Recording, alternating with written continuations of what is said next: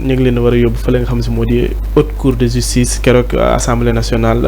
adopté nañ li nga xam si moo di loolu noonu pour war leen yóbbu haute cour de justice pour ñu war leen mën a àtte boolu na ci ku ci mel ni Mansour Faye Moustapha Diop Sophie Gladima ak ki nga xam si moo di Ismaïla Madior Fall ak ki nga xam moo di et cetera les cinq anciens ministres de Macky Sall xam waaw mais xam nga li nga wax noonu dañu nekk ci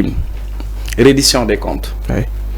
La reddition des comptes c'est quoi parce que parfois am na jàll bu may lebal damaa ñëw di ko leb mu ne ma damay inventaire patron bi day ñëw du dëgg kon dañuy jàpp ni dafa am lu ñu dénkoon kon dañuy inventaire maintenant ci inventaire bi bu ñu gisee loo xam ne jaaru ci yoon war nañ la woo laaj la liñ la dénkoon noo ko liggéeyee c'est aussi donc pour en terme simple mooy inventaire ñu xool liñ la dénkoon nan nga ko yore maintenant dafa am lu ñuy wax privilège de juridiction ci suñuy institution nu ñu ko tëggee dafa am lu ñuy wax la haute cour de justice constitution au Sénégal moo ko xaatim ci article 101 constitution mais xam nga constitution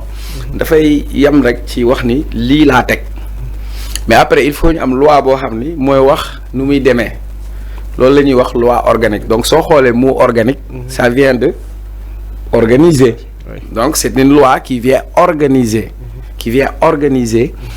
li nga xam ni mooy le fonctionnement de la haute cour de justice loi boobu elle a été adoptée en 2002 moom moo wax haute cour de justice nu ñu koy tëggee nu muy fonctionner donc haute cour de justice c'est pas la première fois au Sénégal donc chaque fois ñu am assemblée nationale bu bees dañu war a teg li ñuy wax haute cour de justice haute cour de justice dafay composer ak ay magistrats ak ay députés ki nga xam ni mooy président wu cour suprême mooy nekk président bi ki nekk président cour d'appel mu ngi ci haute cour de justice dina am ay magistrats instructeurs Mamadou Dia foofu lañ ko doon àtte Idrissa Seck mi yóbbuwoon nañ ko haute cour de justice moonte boobu àndul ak waa PDS député PDS ñoo nekkoon haute cour de justice même lu ñu àndul ak moom enquêteurs yi ay instructeurs ay magistrats bu ñu demee ba xool ba saytu ne lii ñu koy toppee amul ñu jox ko noonu ya donc c'est pas parce que dem nga haute cour de justice rek que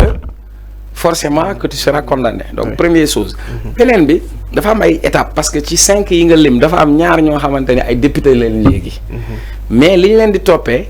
jamono biñ leen koy topp liñ leen di toppee ni ñoom ñoo ko def boobu ministre lañ woon comme boobu ministre lañ woon mënuñu leen toppee lu dul ci haute cour de justice bu ñu ko deful on viole la constitution moo tax comme constitution bi dafa ñëwaat ci article 51 mu ne aucun député ne peut être jugé,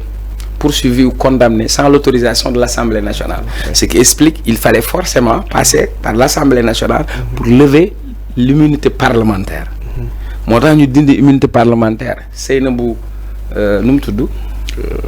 Sophie Gladima. déedéet. Ndeye Saly Diop. Elle est députée. Oui. Actuellement il faut qu'on enlève son immunité parlementaire. pour mu mën a ñu mën ko àtte. Moustapha Diop tamit noonu. léegi nag bu ñu paree. loolu nag su jàllee dafa am lu ñuy wax mise en accusation.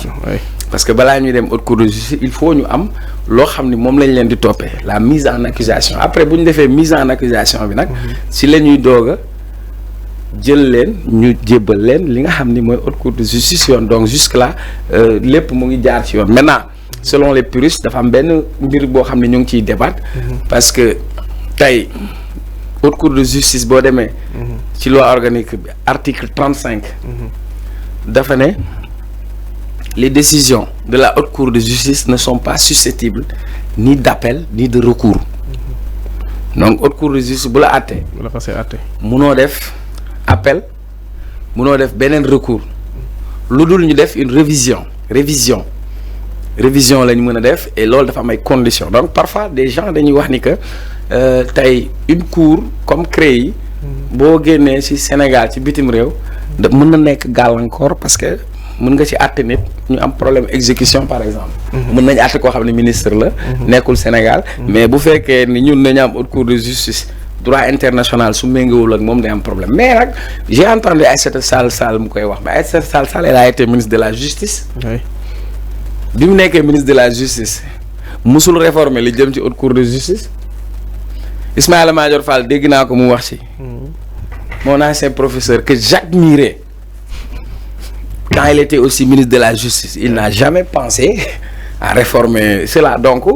kon tey lii moo fi nekk lii lañ leen mën a àtte wala est-ce que duñ leen àtte ñu dem réformer après doog leen àtte dafay nduru leneen muy beneen bi jarul may ñëw au cas par cas de manière globale c'est une question de responsabilité parce que dafa am lu ñu leen dégg ngeen am ay responsabilité yoo leen di assurer xam nga quand j'entends Ismaïla Madior Fall nekk ministre de la justice yow yaay garantie li nga xam ne mooy parce que dans la justice baatu njub ak yoon tegu ci yoon foofu la nekk mais la corruption elle est punie au Sénégal tey da ngay romb jox alkaati bi 2000 mu encaissé ko mais di nga ko jox kenn koo xam ne da nga ko doon corrompre soo demee yoon da dal sa kaw lan moo tax Ismaïla Madior Fall nekk ministre de la justice nit ñëw ne da koy corrompre mu naan dama ko delloo diplomatiquement lu tax delloo bi kay c'est des faits wool gendarme ñu ne ko ciix ñu ne kii tentative de corruption un fonctionnaire de l'État dans l'exercice de ses fonctions par exemple mais il l'avait pas fait léegi ñu am une autre version kooku ne lii la ma laajoon joxuma ko lii léegi loolu nag su amee foofu moom mu dem ci yoon mu leeral ko bëgguma sori ci moom parce que c'est quelqu'un que j'admirais parce que je me réveille tôt le matin daw dem université pour fekkee cours Ismaïla Madior Fall mu ñuy jàngal droit constitutionnel du ñu expliquer lan mooy état xam nga notion d'état xam nga wax ñu état fédéral état unitaire Ismaïla mais Macky day suul ndaanaan du dëgg beneen bi ndaw si nee na yax bu rëy la bokk ñun ci république lañ nekk néew ñu si ay yax bu rëy et ensuite yax bu rëy benn phrase laa ci tontu la noblesse ce n'est ni dans le sang ni dans le rang mais dans l'acte de l'instant la noblesse ce n'est ni dans le sang ni dans le rang mais dans l'acte de l'instant tubaab dafa ne noblesse du ci deret du ci poste bi nga occupé waaye ci na ngay jëfee ci jëf ya lañ koy natte noblesse ci jëf lañ koy natte waxuma def nga wala defoo mais nag il faut moom mu jaar ci yoon ñu xool ko ñeneen ñi ci des Mansour Faye li mu occupé woon ñu wax ci wàllu gestion Covid bi c'est tout à fait normal que qu'on s'interroge et qu'on s'intéresse à son cas particulier maintenant il devra répondre de la justice voilà nag ñun ñëpp dañu d'accord ni que ku ñu dénk alalu réew mi faw ñu xool ko et puis c'est intéressant parce que y a un Guy Marius Sagna qui a délivré un excellent message pour dire que lii ñuy def ñii tey leçon la pour ñi fi nekk tey ba nga xamante ni ki fi nekk tey même buy jënd kudd mu leer ko ni kudd sax bu ko dóoree dinañ ko indi fii àtte ko parce que nag il faut que ñu jóge ci mbir moomu loolu mooy tax sénégalais am confiance par rapport ak mbir yi daal exactement parce que ay mbir buñ la ko dénkee war nga ko mën a leeral boo ci paree keneen tamit di Zahra Iyane Thiam nekkoon fii ancien ministre moom nee na